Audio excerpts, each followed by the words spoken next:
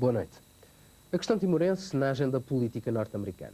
A luta pela água no Médio Oriente, a guerra pelo controle da natalidade nas Filipinas. À roda do mundo, de novo consigo. O futuro de Timor-Leste, qualquer que ele venha a ser, depende muito da posição que os Estados Unidos decidam adotar. Neste momento, para a administração norte-americana, a anexação pela Indonésia é um facto consumado. Mas a questão evoluiu muito desde 1975. Agora há uma muito maior preocupação de Washington sobre a situação nesse antigo território português, pelo menos no que respeita à violação dos direitos humanos. Timor-Leste, na agenda política norte-americana, um trabalho de Mário Crespo. Nos Estados Unidos, o fator determinante na mudança de atitude oficial foi o facto do massacre no cemitério de Santa Cruz ter sido testemunhado por 2 jornalistas americanos que conseguiram sobreviver à carnificina. As cadeias ABC, CBS e CNN transmitiram reportagens sobre o massacre e houve numerosos artigos em jornais importantes. Foram feitos os primeiros depoimentos formais sobre a situação em Timor, primeiro no Departamento de Estado e depois pela própria Presidência. Estávamos em 1991 e George Bush foi o primeiro chefe de Estado americano a usar o termo tragédia, referindo-se ao que se estava a passar em Timor-Leste. A lot of discussion is going on the tragedy in East Timor. We have expressed ourselves in terms of the pure human rights part of it. Depois disto, houve uma série de pronunciamentos e ausências de pronunciamentos, indiciando que a questão de Timor não tinha a prioridade necessária na agenda portuguesa, quando, por exemplo, Portugal teve a presidência da União Europeia. Eu vim aqui, como sabe, na qualidade de Presidente do Conselho Europeu, tendo sempre ao meu lado o Presidente da Comissão, Jacques Delors. Isso tornava muito difícil tratar com o Presidente Bush assuntos bilaterais. Estávamos em 1992. Por essa altura houve vários lapsos assinaláveis na atuação diplomática portuguesa em situações em que poderia ter havido uma sensibilização mais enérgica do governo americano para a atitude indonésia em Timor-Leste. Numa reunião sobre direitos humanos para parceiros da NATO no Departamento de Estado em Washington, que se realizou 3 semanas depois do massacre de Dili, em 91, Portugal esteve representado apenas a nível do então número 2 da Embaixada em Washington e não foi feita qualquer menção das gravíssimas violações de direitos humanos em Timor-Leste, onde literalmente dias antes mais de 100 de pessoas tinha sido morta à vista do mundo. E houve também aproveitamentos inconsequentes do massacre de Dili. A viagem do chamado Lusitânia Expresso não chegou a fazer na altura notícia na América. Paul Sims era diretor de informação da cadeia Fox. E ele acha que o protesto não foi coberto porque, como o protesto não se aproximou em intensidade, convicção e, certamente, consequência do massacre que lhe tinha dado origem. The protest in itself did not include, unfortunately, violence or anything that was of a magnitude of the original massacre that took place of the troops. Uma delegação parlamentar de Portugal vem a Washington, nessa altura, sem qualquer efeito prático sensível. E assim, por tentativa e erro, Portugal aprendia que, para a sua própria coerência em termos de política externa, algo tinha que ser feito com mais energia. Começaram as negociações de Timor, sob a égide das Nações Unidas, que iniciaram uma fase nova na atuação portuguesa, que pelo menos força aos indonésios, ao reconhecimento de facto de uma oposição em Timor-Leste. O Ministério dos Negócios Estrangeiros, então sob a direção de Durão Barroso, decide também contratar os serviços de uma empresa de relações públicas e lobbying em Washington, essencialmente para divulgar a questão de Timor-Leste na informação americana. Houve desde então alguma exposição do problema nos média em Washington e Nova York, mas tudo indica que o contrato do Ministério dos Estrangeiros com a Edelman, que terminou em outubro deste ano, não tenha sido renovado no dossiê de Timor, embora a empresa continue avançada pelo governo português, mas apenas para questões de imagem relacionadas com aspectos comerciais. O Ministério dos Estrangeiros nomeou também um representante especial para a questão de Timor, o diplomata Coartim Santos. Em julho deste ano, na reunião anual do Comitê dos 24 da Assembleia Geral da ONU, Portugal foi acusado de não ter legitimidade para representar o território de Timor-Leste, dado o péssimo processo de descolonização que tinha empreendido em 1974. Coartim Santos articulou pela primeira vez em público a posição do Estado português quanto à descolonização e quanto às suas responsabilidades na questão timorense. Rights of colonial peoples cannot be ignored using as an excuse any eventual wrongdoings or shortcomings of the administrative power. Otherwise, we will be turning upside down the Charter and relevant resolutions of the United Nations in the field of decolonization, which would be absurd. Desenvolvimento recente poderá ter influência determinante no problema de Timor-Leste. O professor Freitas do Amaral, presidente da Assembleia Geral da ONU, tem discretamente levantado a questão de Timor aos mais altos níveis. E o drama dos timorenses está bem presente hoje nos círculos de opinião mais influentes do nosso mundo. Falámos sobre alguns problemas que nos preocupam, designadamente onde há guerra, onde há situações de guerra, como a Bósnia. Falámos de Angola, falámos de Timor. Ele mostrou-se muito conhecedor de todos os pormenores da situação, quer em Angola, quer em Timor. E eu não posso, naturalmente, revelar aquilo que ele me disse, mas posso dizer que fiquei satisfeito com o que eu vi. Mas a grande arma continua a ser a extraordinária fibra dos timorenses. O encontro da Comunidade Económica do Pacífico em Jacarta foi dominado pela questão de Timor porque timorenses ocuparam a embaixada americana na capital indonésia. E o regime de Jacarta nunca mais pode dizer que o problema é simplesmente uma invenção de oportunistas. As relações entre Washington e Jacarta estão atualmente mais marcadas que nunca pela questão de Timor. Suharto visitou a Casa Branca em outubro deste ano e foi recebido com frieza institucional. E Clinton discutiu com ele a questão de Timor-Leste. Well, the president did raise the issue of East Timor, continue to reflect our concern. I'll leave it up to the Indonesian government to see if they wish to offer any response. Mário Soares tem, desde que é Presidente da República, sido um constante denunciante da tirania indonésia. No 50º aniversário da ONU, o Presidente de Portugal desafiou convenções e conveniências, chamando a questão ao pódio da mais histórica sessão da Assembleia Geral na história das Nações Unidas. Senhor Presidente, permita-me que refira a situação escandalosa que persiste no território não autónomo de Timor-Leste, que ainda aguarda a conclusão de um processo de descolonização brutalmente interrompido pela ocupação da Indonésia há 20 anos. Os indonésios detestaram. Every leader, in a very responsible way, looked backward but also looked forward on how to strengthen the United Nations. It was only the Portuguese president that raised an issue that we thought was not at all appropriate to raise the issue. Claiborne Pell, senador democrata de Rhode Island, tem sido o campeão da causa de Timor-Leste no Congresso dos Estados Unidos. Pell reforma-se no fim deste ano. Portugal e os timorenses perdem um influente aliado. Mário Soares efetuou de propósito uma curta deslocação a Rhode Island para garantir que o sucessor ideológico de Claiborne Pell no Congresso, o jovem democrata Patrick Kennedy, seria um continuador desta insubstituível ação no aparelho legislativo americano. It is up to us to ensure that the United States government's relations with the Indonesian government do not sanction this human rights abuses. Quanto à verdade sobre a questão de Timor, quanto à verdade sobre a gênese da descolonização portuguesa, ou a ausência da descolonização portuguesa, aí tem também havido alguma evolução nos últimos anos. Gerald Ford, presidente dos Estados Unidos, estava na Indonésia 24 horas antes da invasão e diz nada ter sabido dela. One of the television stations wants to go back to 1975 for a minute, if you will, a Portuguese language station. When in 1975 you visited Indonesia, did the Indonesian government indicate to you that they would invade East Timor immediately after your state visit? From RTP Television.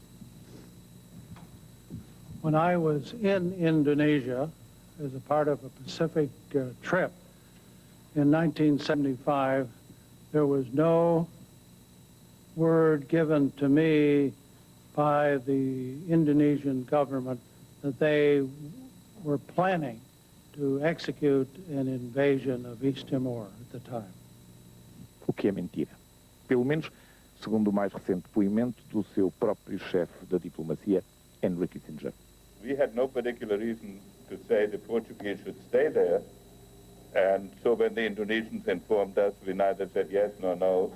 We were literally at the airport. O que também não é verdade. Esta ata das conversações entre Ford, Suharto e Kissinger, até há pouco tempo um documento secreto do Departamento de Estado americano, mostra que a invasão de Timor-Leste foi longamente discutida pelos três, em Jacarta, 48 horas antes da Operação Komodo ter sido iniciada. A Operação Komodo foi como os indonésios chamaram a ocupação militar de Timor-Leste em dezembro de 1975. Uma operação que, de facto, devido à incrível resistência dos timorenses, os indonésios ainda não conseguiram levar a bom termo. Mário Crespo, RTP, Washington.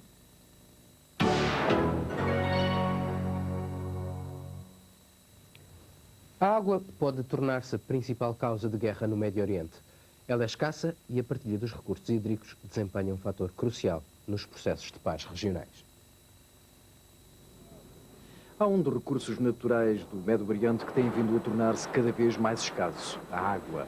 Para as nações desta região é fundamental ter o controlo deste precioso recurso e isso pode mesmo fazer a diferença entre a guerra e a paz. A falta de água pode levar à instabilidade política e minar os esforços de comunidades no sentido de um futuro pacífico e próspero e nenhum país é imune à crise.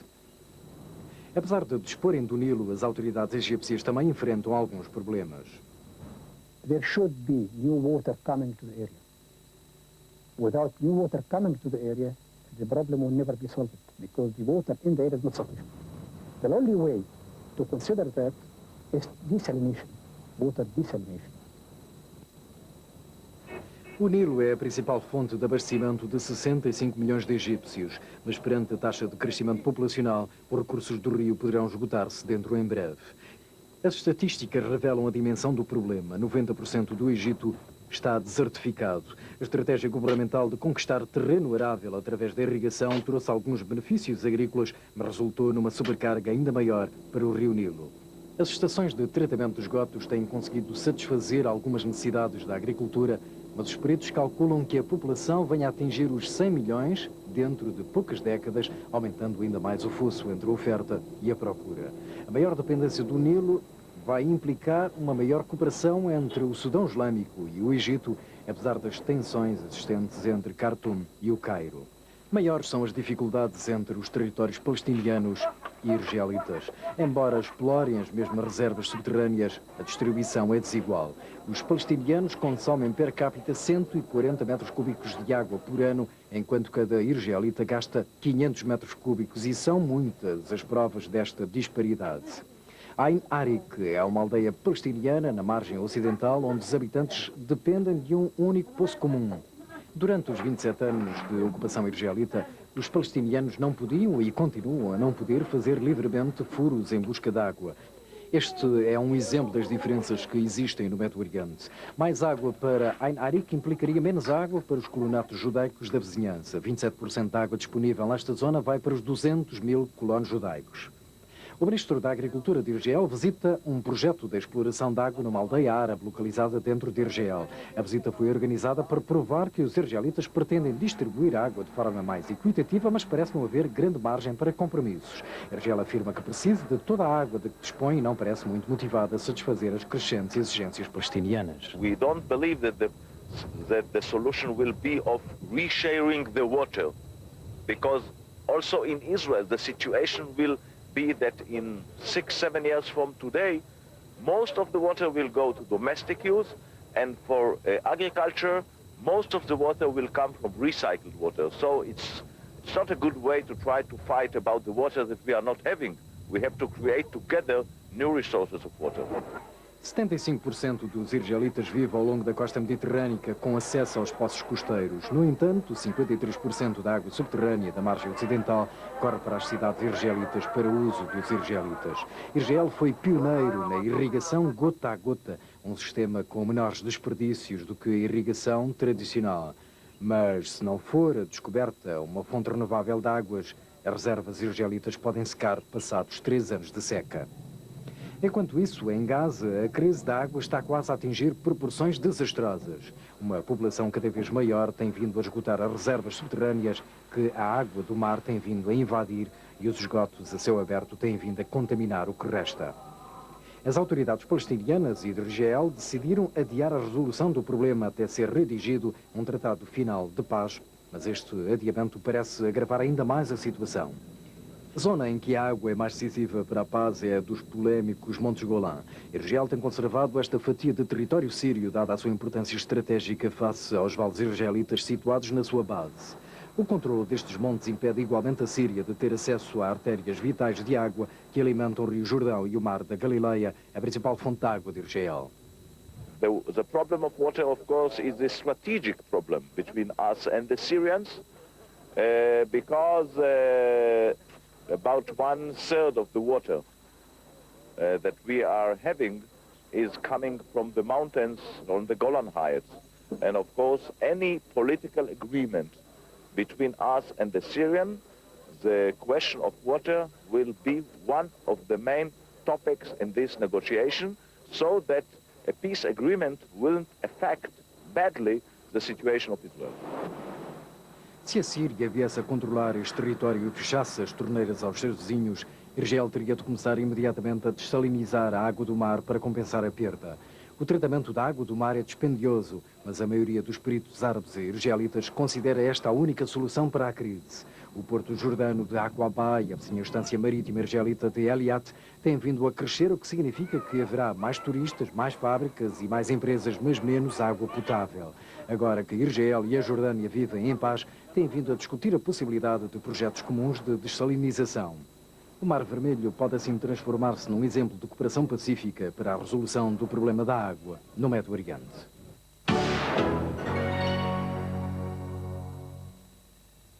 Nos últimos 25 anos, a população das Filipinas quase duplicou. Atinge neste momento cerca de 70 milhões de pessoas. O governo quer convencer a população sobre a importância do planeamento familiar, mas a poderosa Igreja Católica das Filipinas combate as iniciativas de Manila em nome da fé. Nas Filipinas, há vários anos que a Igreja Católica Romana e o presidente Fidel Ramos se batem pela divulgação do preservativo. Mas não só.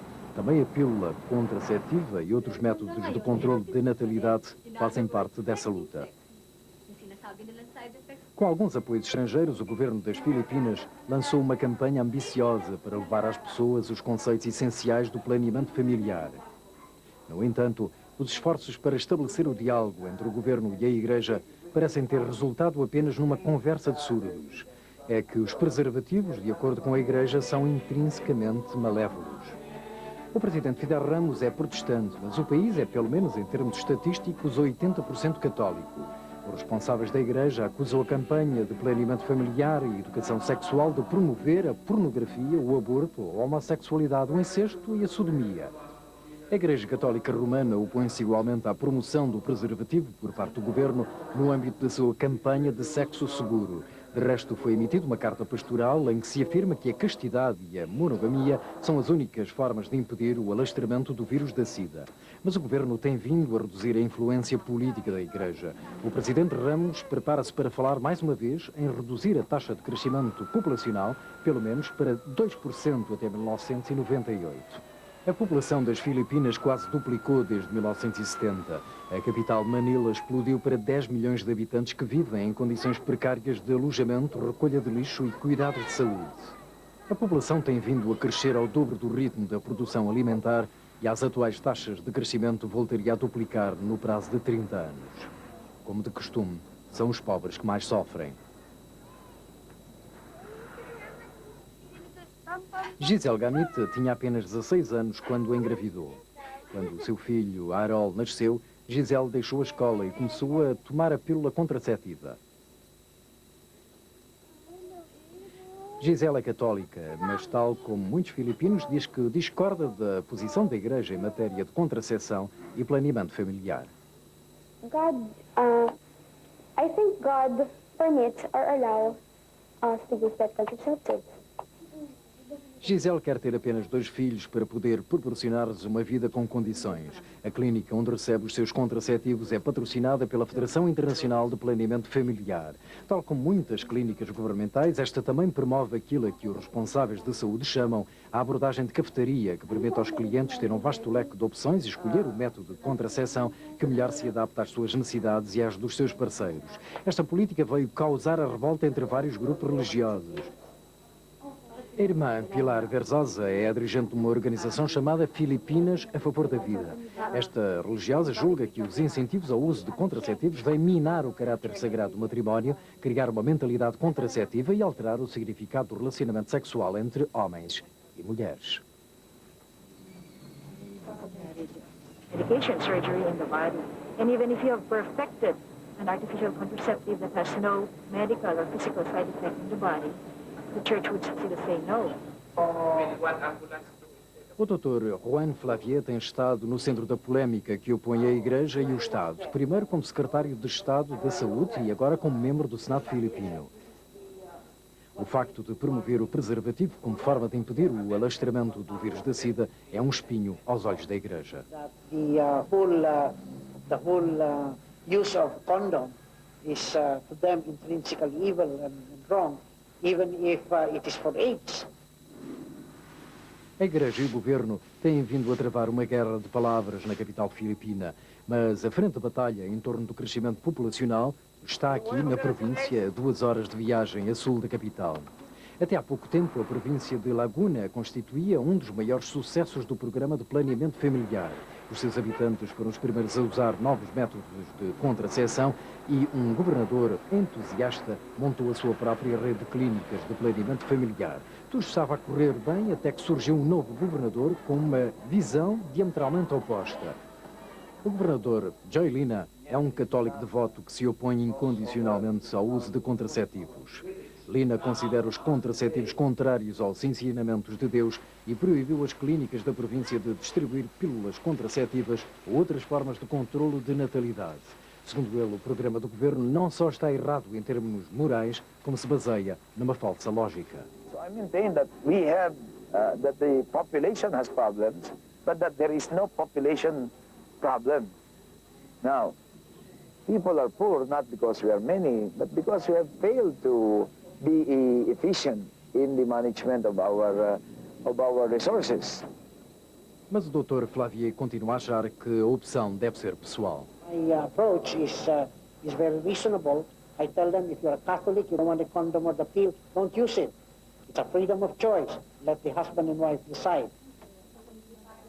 Incapazes de contrariar o programa governamental, os grupos religiosos decidiram agora propor uma alternativa. Chamam-lhe planeamento familiar natural e propõem que os casais se abstenham dos contactos sexuais durante o período fértil da mulher, que ocorre todos os meses.